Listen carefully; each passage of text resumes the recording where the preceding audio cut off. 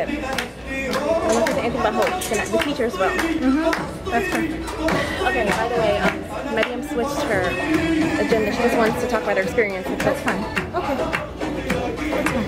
You're going to do great.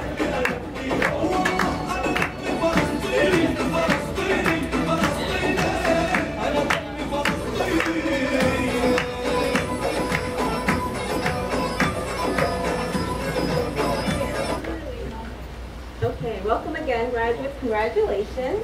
We're going to go ahead and get started with the program. I'm sorry in advance for being a little late. Our first performer is by Medium Shara. Medium is going to be talking about her experience with the HOPE program and teaching us about some of the ways we can improve, inshallah, for next year. Medium?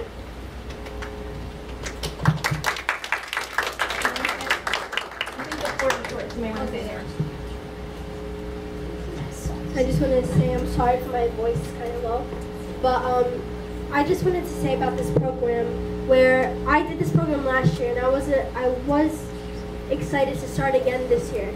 And honestly, this program is so underestimated and so underappreciated because it's such a key and important factor that our community supports this. It supports the students and supports the teachers in this community center to allow us to grow and prosper and to teach more people about Palestine and its history.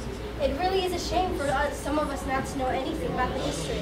You know, a couple years ago I had no idea what the Nakba was. And if it wasn't for this Merkez, I wouldn't have known what it was. The other day, I was speaking to a young girl, she was 8 years old, and she was telling me, what is Israel, by the way?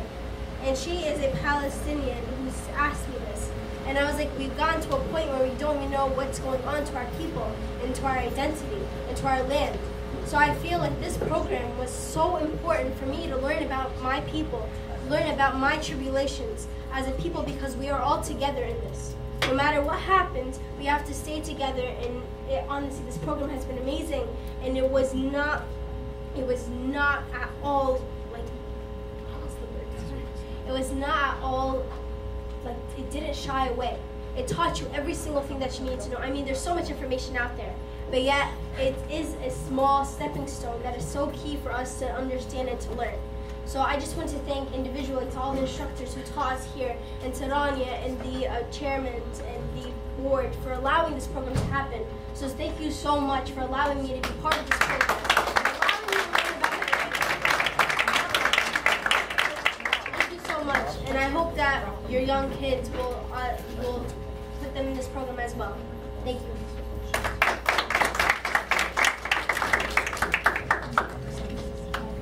Thank you, Mariam. The next two people up are Dean Mustafa and Salah Jaya. They're going to be presenting about the myths about Palestine and Israel. Assalamu alaikum, my name is Dean, this is Salah. We're going to be talking about the myths of Palestine and Israel. Is the question of Palestine is one of the religious conflict? Is it? But repeat it. Repeat it.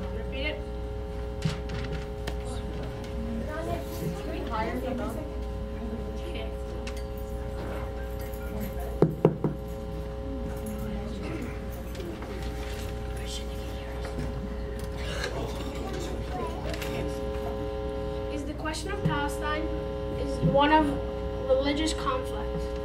Just raise your hand if you think it is. Don't raise your hand if you don't. Who thinks it's a religious problem? Raise your hand if you think the question of Palestine is a religious problem. Okay. We have 2 people that think it's a religious problem. Okay. So can you guys answer that? The question of Palestine is one of religious conflict. It is. Can you elaborate? Thanks. Myth number 2. Israel is a land without a people for a people without a land.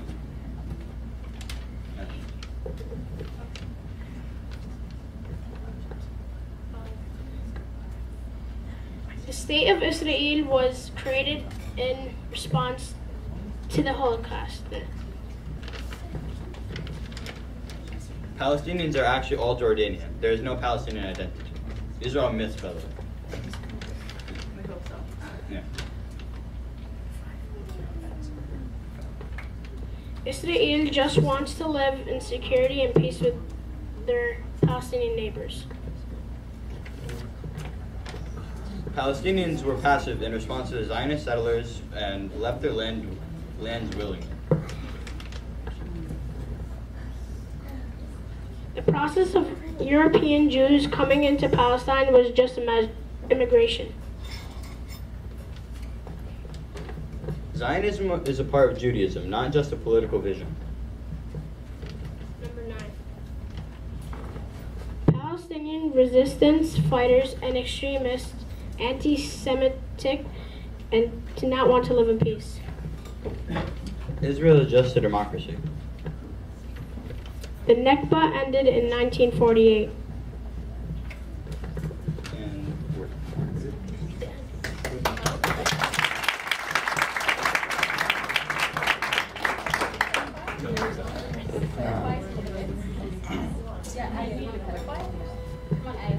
Thank you. One myth that we would like to clarify. Okay. No, I'll choose one of my students. So I hope it's clear that the statements that were listed are myths, meaning that they are arguments that are thrown at our students on a daily basis. And I mean, our counter-Zionist history class taught them how to respond to these absurd myths. The first one, of course, is a myth just like any of the other statements, that it was one of religious conflict. It is not. It is one of what? It's a political, Zionism was a political movement. Palestine's always been a land that of many religions, and many religions have always lived there. It's a holy land for a reason.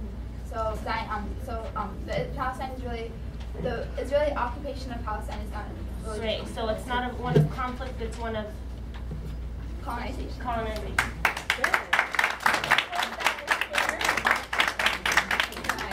Thank you for making that clear, Aya. Our next performers are Muhammad Rabia, Omar Rabia, and Ahmed Khalid. They're going to be presenting their poster.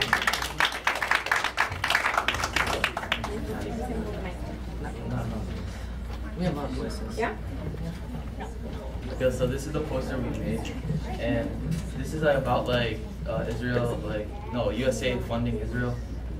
We give $3 billion just to Israel alone, and New Jersey gives $1.3 billion just alone to Israel from all our tax. Israel causes bloodshed to people. The Israel people, they kill innocent Palestinians. The taxes that we pay to America go up for the ammunition for Israel to kill Palestinians. Yeah, as you can see, we didn't finish, but it's what do you call it? The artist of this drawing was Salam. Thank you, Salam. What can we do now that we know how much that we're giving to Israel? What can we do as Palestinians in America? boycott. Okay, good job. Protest. What can we do? I don't know. Divest. Okay, good. Canada.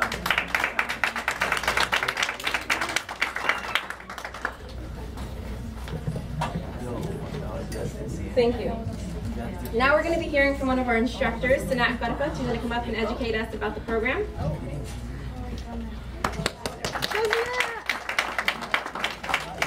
Hi everyone. This program means the world to me, honestly. When Rana gave me the opportunity to work on this program, I was ecstatic, and I worked with these kids, and they surprised me. MashaAllah, each and every single one of them has such a special quality about them. Like Asil, the philosopher of the class, she always asks like such intelligent questions. We have Sila, who's very, and Inam as well, they're Iman.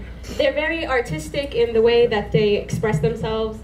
Selma, who was always, she would be quiet, but she knew all the answers. Maryam, mashallah, the outspoken one, the activist in the class for sure. Dean as well, he was always super smart, but he would always like try and hide it.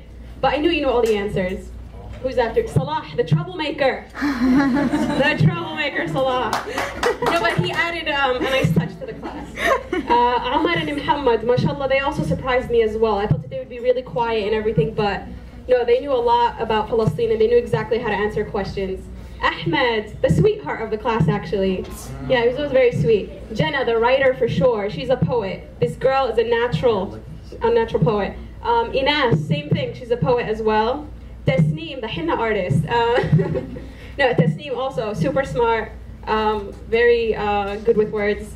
Rihan, very good with words. Reem, every time I needed a question to be answered and I wanted the right answer, Reem, go to Reem. As you saw, she just demonstrated that right now. She was always the girl that can give us the direct answer. Abdul Qadir, who isn't here, he was also someone that would give us the answer and always ask the right questions as well. Hadil and Dima, they would be quiet, but I knew that the second I would ask them a question, I can tell that there was like explosions in their minds with like different answers and different ideas, but they wouldn't always share, but I knew that they had the answers. And the teachers, honestly, Aya, she did the history class. She was amazing. She brought a very good touch. Yeah, for sure. Hiba and Asmahan, they did our cultural class, and they were also super amazing, very interactive with the class. We need the charger, but Anya just left, but we'll get the charger. And that's pretty much what I have to say. I hope that you guys enjoyed having your kids come to our program. I know that they learned a lot. Trust me, from day one to the last day, I saw such great growth. Sometimes certain topics that we would talk about, I can just see sparks in their eyes. I can tell that we got to them.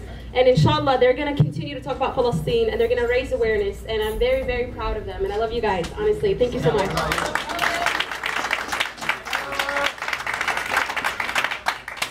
Thank you, Sana. I'm sure they enjoyed you as an instructor as well. I'll get the charger. The next two students that are coming up are Jannah Mustafa and Inas Rabia. They're going to be reciting poems here.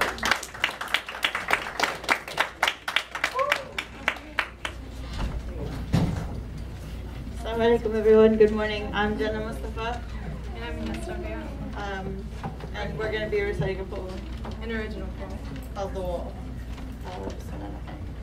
Has a barrier ever separated you from those who you love the most? Has a bulldozer ever loomed before your house with your family still inside?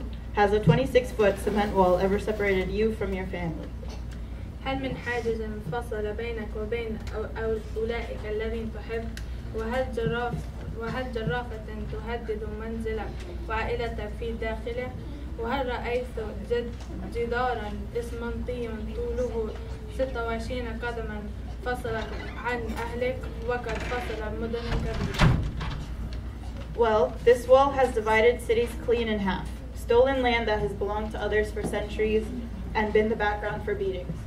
وكم من أراضٍ سرقت من أهلها وكانت سببا لقتلهم.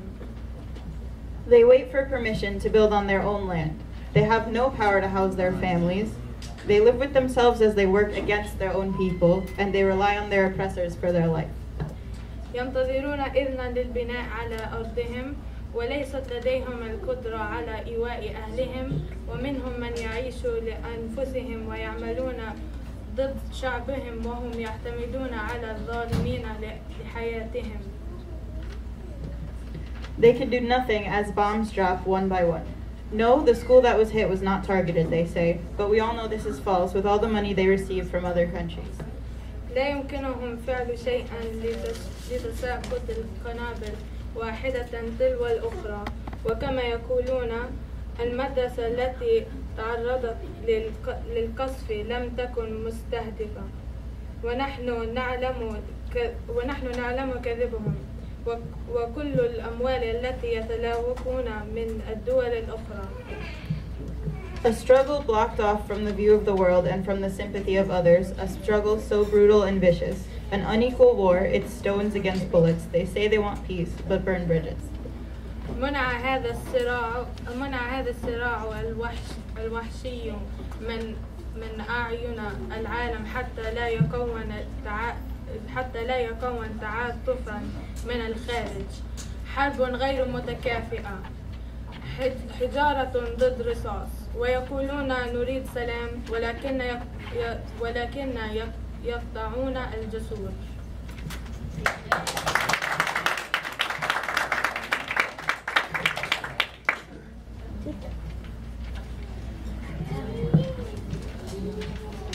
Thank you.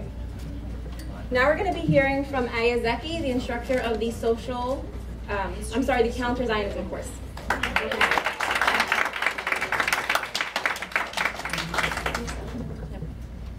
Hello, I'm Aya. I taught the counter-Zionism class. Honestly, it was a beautiful pleasure to have the students, teaching these students in my class. I had the predilection that the people that would show up in the program would automatically have a passion for Palestine, which was beautiful to see in the classroom. What I thought was productive in terms of having a history class as part of the program is combining that passion with a sort of instrument to counter Zionist arguments in the classroom, which from my experience speaking to the kids, they often face in the classroom. This is something that I personally experienced going from, you know, an Arab Muslim community that didn't challenge me much on the history that I did know, because it is a history that we all see eye to eye on. But when I did go to college, it was definitely a problem. I wish I had a program like this to have attended when I was their age. You know, the passion of Palestine is one connected to the land, and knowing the land is obviously connecting to your emotion to the land, but part of that connection definitely comes from knowing the land in the historical sense. So I hope my class taught you guys that the Nakba didn't end in 1948. It happened in the classroom. Your identity is being erased in the classroom. Your history is being erased, and I want each of you to be an individual tool to rewrite that history.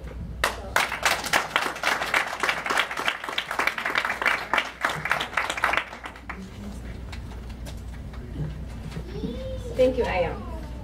Next, we have Hadil and Dima, who are going to be presenting their poster presentation.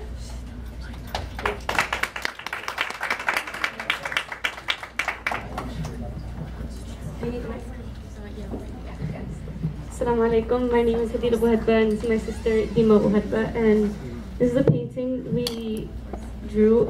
It's called The Olive Tree, and what it represents is how us as Palestinians, we grew from the roots of the land, and you know, like a tree, we stand tall when we continue to grow as Palestinians, and our identity is embedded into the land of Palestine, and inshallah we keep growing, and we never let anyone knock us down, and we stay standing tall, inshallah, forever. Inshallah.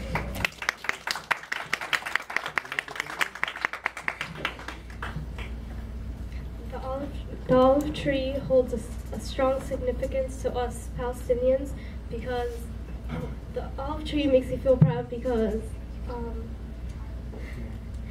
we know that our ancestors have grown these trees and planted them, and It makes me happy. yes, it makes me happy and proud.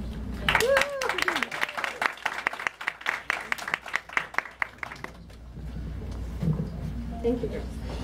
Next, we have our guest speaker, Farid Bitar. Farid is a published poet, artist, and performer. He's produced shows in the downtown area, performed all over the USA, also overseas in Egypt, Palestine, and Iran. And he has 2 poetry books published. They're titled Footprints in the Mist, Treasury of Arabic Love. And he's also recorded 2 CDs in the studios called Fatouche and Shatat. Sorry. Welcome, Farid.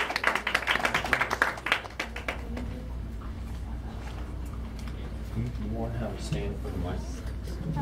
Reach to that. It's okay. No, I'm okay.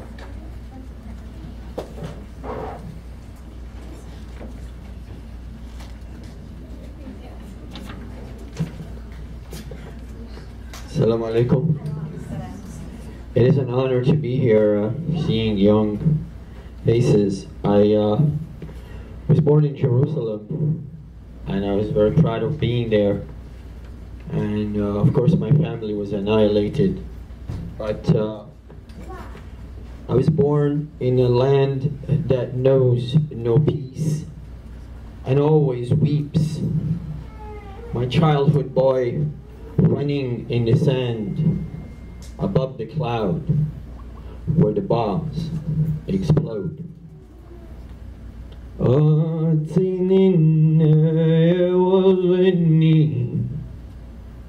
فالغنى سر الوجود وأنين يبقى بعد أن يفنى الوجود. Gibran Khalil said, "Homeland, you birthed me, you gave me You suffocated me, yet I still smell you. In the jasmine and the Qur'anful, in the streets of Gaza, Jenin and Nablus, 30 years in exile, my umbilical cord still connected to you. I still dream of the Kasbahs. I still dream of the Dome de Rock. I still see the IDF soldiers breaking bones from my window.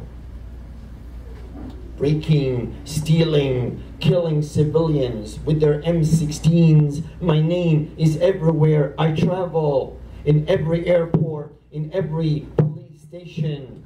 I am famous all over town. I always ask, what have I done to deserve all this notoriety? I'm a destroyer? I don't think so. The whole world thinks. In actuality, I'm a lover, misunderstood. Homeland, give me hope. Give me sweet days. Give me rivers of Banyas in the north. You told me you will come back one day. You told me you will come back. You lied to me. You lied to me. I am so tired of tick, tock, boom, tock, tick, tock, boom, tock. I'm going to read it in Arabic, and I have this poem published in England. This is a personal story, actually, of my story, of Darwish, of many of us in Nasra, in Haifa, in Jerusalem, in Jenin. Our life is entangled, and I just wish I can go home. It's been almost 40 years, and every time I go home, they arrest me on the airport.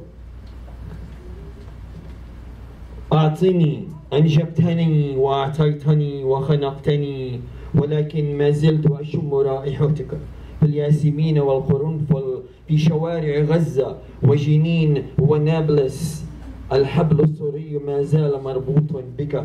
ما زلت أحلم في أسواق البلدة. ما زلت أحلم في المسجد الأقصى عندما كنت أصلي. ما زلت أرى الجيش الصهيوني من نافذتي يكسر العظام ويصرخ ويقتل المدنيين. اسمي في كل مكان أسافر إليه، في كل مطار، في كل مخبر شرطة. أسأل دائما ماذا فعلت لأستحق هذه الشهرة. كل العالم يحسب بأنني إرهابي، ولكن في الحقيقة أنا محب غير مفهوم. موطني أعطني، أعطني يا موطني، أعطني عاشق.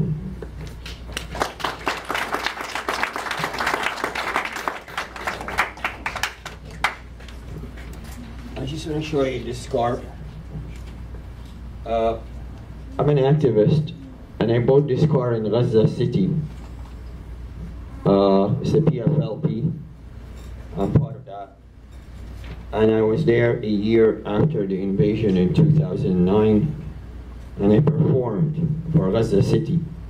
And the rapper who was with me lost his father next to me. And I was very emotional. He was not. He said, "Don't worry about it. We will keep going." So I wrote this for him and for Gaza. I will return one day. I will utter unbelievable words of joy.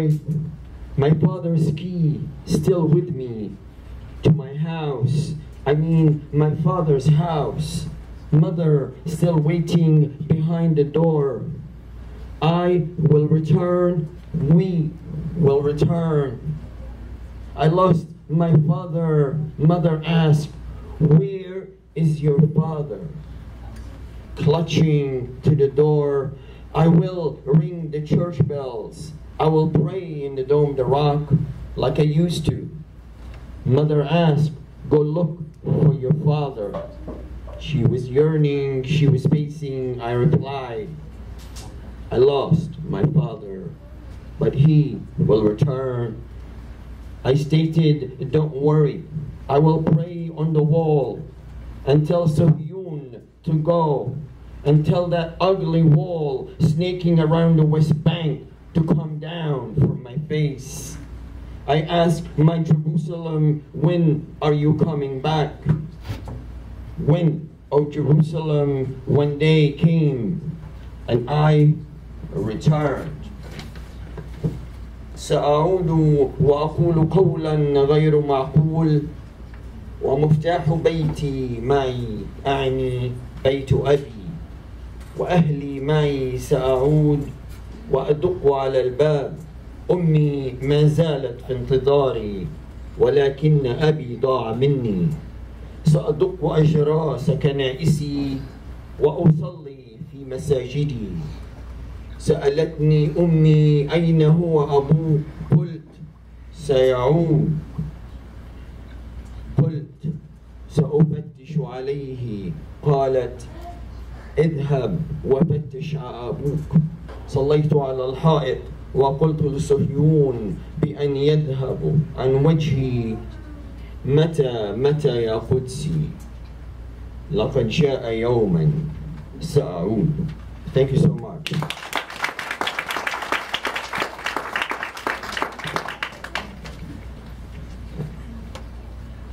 Thank you, Farid, for that powerful recitation.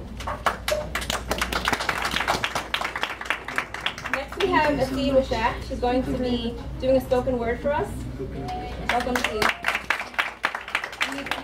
She can go there. Can the mic get Yeah.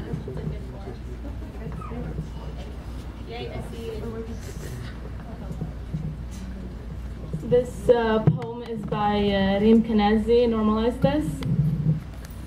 Nothing is normal about occupation.